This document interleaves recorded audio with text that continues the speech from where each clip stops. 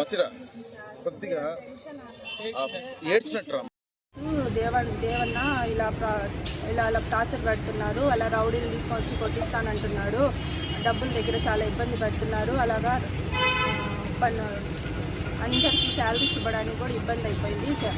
వీళ్ళందరూ నన్ను వచ్చి అడుగుతున్నారు, పనిచేసే వాళ్ళందరూ స్థితిలో కూడా లేము.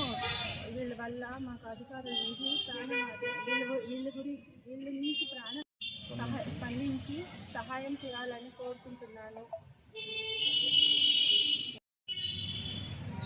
హలో